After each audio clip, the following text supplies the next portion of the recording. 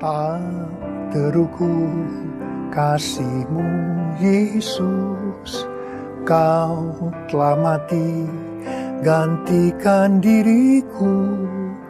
Kau curahkan darah-Mu untuk tebus dosaku. Layaklah Kau Tuhan dipuji dan disembah dengan segenap hatiku. Layaklah Kau Tuhan dipuji dan disembah dengan segenap jiwa ragaku. Kita memasuki bulan Maret. Di akhir Maret nanti kita bersama-sama akan merayakan Paskah. Dalam merayakan Paskah kita itu memperingati kematian Tuhan Yesus dengan penderitaannya yang luar biasa dan kebangkitannya. Paskah itu sebetulnya berbicara tentang kasih Tuhan Yesus yang luar biasa buat saudara dan buat saya. Memasuki tahun 2013, Tuhan memberikan tema. Tahun 2013 adalah tahun pemulihan seutuhnya. Entering the next level.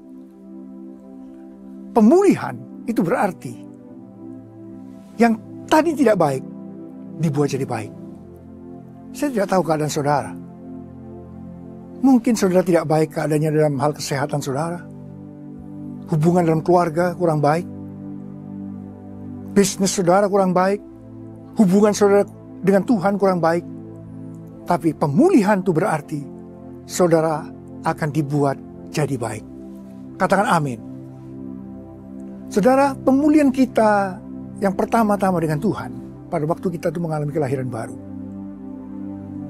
Nah saudara, kita tuh akan dipulihkan seutuhnya. Artinya apa? Kita akan dipulihkan. Akhirnya menjadi serupa dengan gambar Yesus. Untuk itu kita akan dibawa naik step by step ke level yang lebih tinggi. Itu artinya entering the next level. Saudara, ini satu proses. Kita tuh dimuliakan. Dan saya berdoa, pada waktu proses itu datang dalam kehidupan kita, jangan kita lari. Oleh karena itu, ayat emas kita memasuki tahun 2013, 1 Yohanes 2 ayat 6. Barang siapa mengatakan bahwa ia ada di dalam Dia, ia wajib hidup sama seperti Kristus telah hidup. Katakan amin. Kalau kita melakukan itu, Tuhan janjikan berkat, hadiah buat saudara, buat saya, dari Efesus 3 ayat 20. Saudara, kita akan mendapatkan sesuatu dari Tuhan yang jauh lebih besar, jauh lebih banyak daripada apa yang kita doakan, kita minta, atau yang kita pikirkan. Tuhan Yesus itu baik. Saudara yang kasih Tuhan, kalau kita melihat ada satu hal yang pernah dialami oleh Tuhan Yesus pada waktu dia ada di dalam dunia ini, yaitu ketika dia melakukan peperangan rohani melawan iblis. Tuhan Yesus dicobai. Dan berita gembira buat saudara dan saya, Tuhan Yesus menang. Karena Tuhan Yesus menang, maka saudara dan saya harus keluar jadi pemenang. Katakan amin. Saudara, pada waktu itu ada 3 jurus yang diberikan oleh iblis kepada Tuhan Yesus. Jurus yang pertama itu iblis berusaha meyakinkan Tuhan Yesus bahwa prioritas dalam kehidupan di dunia ini itu adalah mencari roti. Itu tidak benar. Tuhan Yesus tidak pernah mengatakan demikian. Tuhan Yesus berkata, "Hei iblis, ada tertulis, manusia bukan hanya hidup dari roti saja, tapi dari setiap firman yang keluar dari mulut Allah." Jadi hal yang kedua, pada waktu itu dikatakan kita diajar seolah-olah oleh iblis untuk mencobai Tuhan. Tapi dengan tegas Tuhan Yesus berkata, ada tertulis, jangan mencobai Tuhan Allahmu. Saudara, hari-hari ini saya lihat banyak anak-anak Tuhan yang mencobai Tuhan. Karena memperkecil arti pertobatan terhadap dosa. Mereka selalu berkata, oh gak apa-apa, lakukan ini. Kamu tetap dalam kasih karunia Tuhan. Oh gak apa-apa, mencobai Tuhan, hati-hati. Ini yang diajarkan iblis. Dan hal yang ketiga yang diajarkan iblis, Pada waktu itu, dia memperlihatkan kerajaan dunia serta kegemerlapannya. Dan dia berani berkata kepada Tuhan Yesus, semuanya akan aku berikan kepadamu kalau engkau sujud menyembah aku. Sebab semua ini sudah diberikan kepadaku. Saudara, tapi dengan tegas Tuhan Yesus berkata pada waktu itu, hai iblis, enyahlah engkau. Sebab ada tertulis, engkau hanya menyembah Tuhan Allahmu saja, tidak menyembah yang lain, apalagi menyembah engkau. Saudara, setelah dikalahkan oleh Tuhan Yesus, dikatakan iblis itu mundur.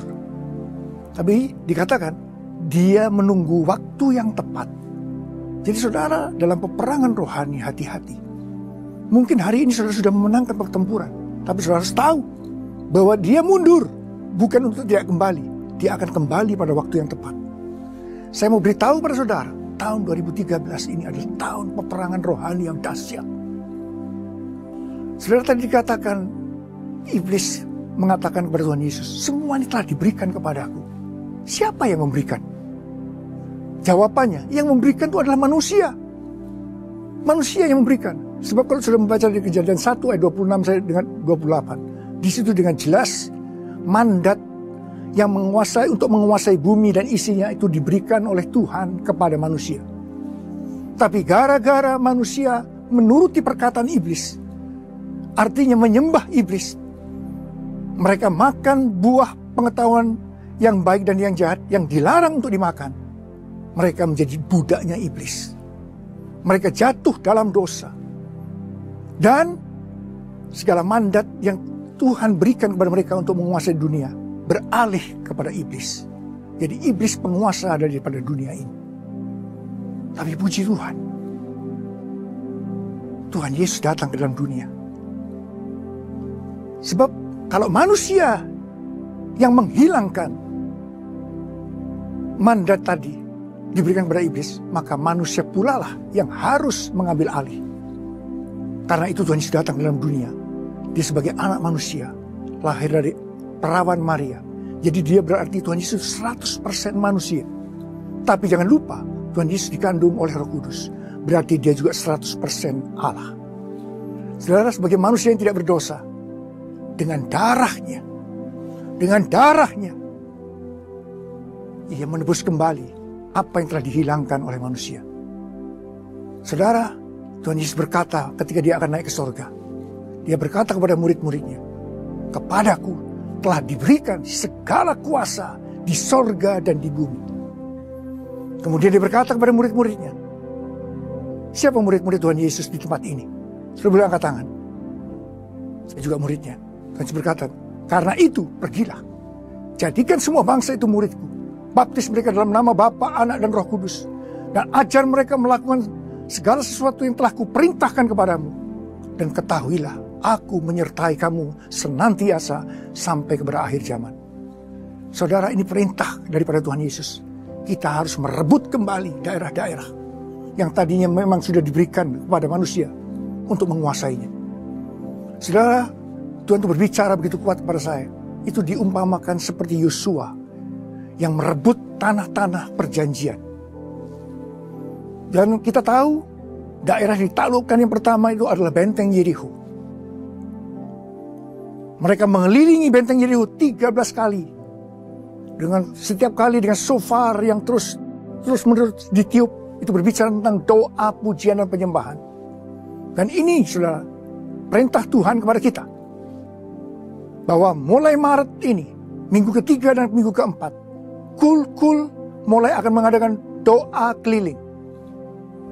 Dan saya percaya, Tuhan menyuruh kita merebut kembali. Saudara, kita tahu proyek My Home, di mana kita diminta untuk berdoa untuk jalan-jalan di sekitar kita, tetangga-tetangga kita, di tempat pekerjaan kita. Tetapi ini lebih ke arah pasukan. Semua sama. Dan mari, saya percaya, sekarang kita rebut daerah-daerah yang tadinya memang Tuhan sudah berikan kepada kita. Tapi sekarang Tuhan Yesus yang mendapatkan otoritas untuk itu. Dan itu diserahkan kepada kita untuk menyelesaikan. Dan nanti saya percaya, pada waktu dia datang untuk kali yang kedua, setiap lutut bertelut, setiap lidah mengaku, Yesus adalah Tuhan. Katakan amin. Saudara, Mari, saya mau berdoa buat saudara. Angkat tangan saudara. Bapa, berkati anak-anak-Mu yang hari-hari ini mengalami peperangan rohani yang dahsyat. Biarlah mereka keluar sebagai pemenang. Hamba berdoa buat mereka ya Tuhan. Hamba berdoa buat mereka.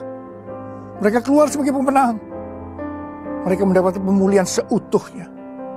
Terima kasih Tuhan. Terima kasih.